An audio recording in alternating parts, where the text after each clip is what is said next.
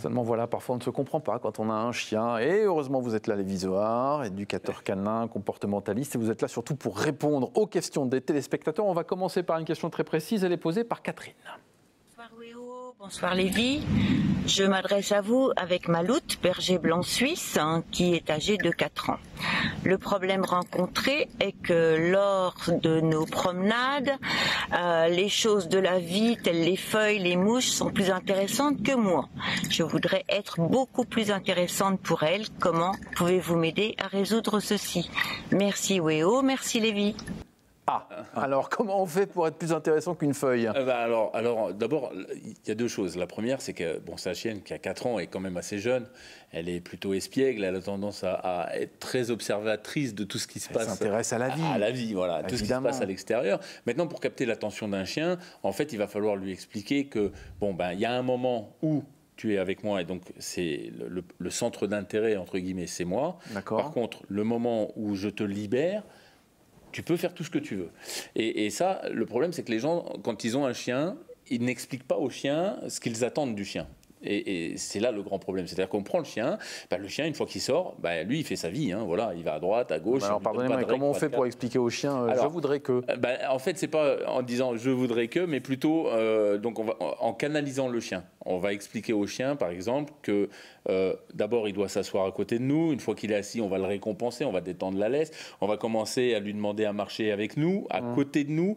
Et puis, la technique va consister évidemment dans ce système-là, de faire, par exemple, quand le chien commence à avancer un peu trop, par exemple, on va faire une marche arrière, le chien va revenir à nous, au moment où il revient à nous, on repart en avant, et une fois qu'il est à la bonne position, immédiatement, on va le récompenser. Le chien va tout de suite, au bout de 3 fois, se dire « Ah, ouais, je dois faire attention », et donc il va surveiller, en fait, les attitudes du maître. La plupart du temps, vous êtes tous pareils quand vous avez des chiens, vous faites beaucoup plus attention à votre chien, alors qu'en fait, c'est le chien qui devrait faire attention à vous.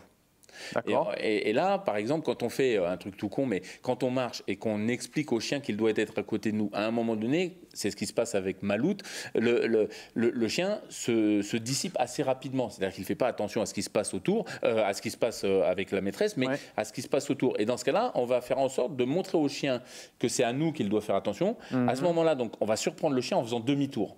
On va faire un demi-tour sans regarder le chien, en partant dans l'autre direction. Et au moment où le chien fait demi-tour et qu'il revient à nous, immédiatement, on va le récompenser.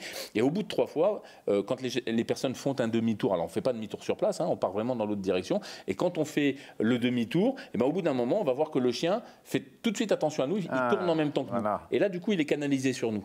Vous entendez, Guillaume Desplanques ? On va le récompenser. Oui, parce qu'avec vos chiens, c'est pas toujours facile, vous. Non, très très bien. Ah d'accord, ok, très bien.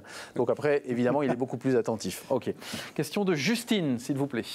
Bonjour Lévi, voici ma question. Comment faire pour que ma berger allemande de 1 an arrête de sauter tout le temps? Merci, bonne journée.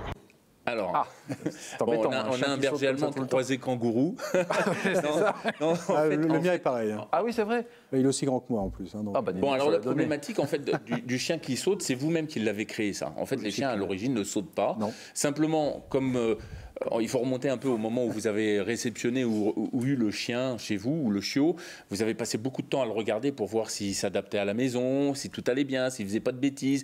On passe son temps à le regarder. Or, le regard dans le monde du chien, c'est une communication. Donc vous avez passé votre temps à communiquer avec votre chien. Celui-ci ne sait pas pourquoi vous le regardez. Même si vous le savez, lui, il ne le sait pas. Et du coup, il va interpréter la chose. Première interprétation, il va venir à vous. Une fois qu'il vient à vous, vous adoptez une attitude qui fait qu'il comprend que c'est bien. C'est-à-dire que vous, en général, vous baissez, vous faites un grand sourire et vous commencez à caresser votre chien. Vous allez le faire 1 fois, 2 fois, 3 fois, puis au bout d'un moment, le chien, il va venir à vous comme il le fait, et puis finalement, vous n'allez pas avoir la même interaction. Donc il va commencer à poser ses pattes sur vous. Une fois qu'il a commencé à poser ses pattes sur vous, vous le regardez, vous souriez et vous le caressez. Et là, le chien, il dit « Ok, changement de programme. On me regarde, je viens et je pose mes pattes. » Et puis, à un moment donné, vous vous êtes rendu compte qu'il avait les griffes, qu'il avait les pattes sales, que vous étiez endimanché. Bref, ça vous embête. Vous avez commencé à repousser le chien, tout simplement. Et donc, lui, il croit que vous jouez, en fait. Comme il le ferait avec un autre congénère. Parce que le chien ne nous voit pas comme des humains. Il rapporte tout à son monde de chien. Si on lit entre les lignes, pour eux, on est des chiens. D'accord. D'accord. Donc, vous savez ce qu'il vous reste à faire. En gros, il faut l'ignorer. Donc, normalement, il faut ignorer le chien le plus possible. C'est-à-dire qu'aujourd'hui, quand vous avez par exemple 2 congénères ensemble, ils vont jouer à peu près 20 minutes ensemble et le reste du temps, ils s'ignorent complètement. D'accord. Là, le problème, c'est que nous, pour eux, comme ils rapportent tout à leur monde de chiens, on est des chiens et on est dans des interactions. Le chien vient, on lui a appris ça. Et donc, il vient, on le repousse, du coup, il croit qu'on joue. Maintenant, pour les gens qui arrivent à la maison, la plupart du temps, vous n'apprenez pas à vos chiens à aller à leur place. Vous laissez faire le chien, quand ça sonne, c'est le chien qui arrive en premier pour accueillir le monde.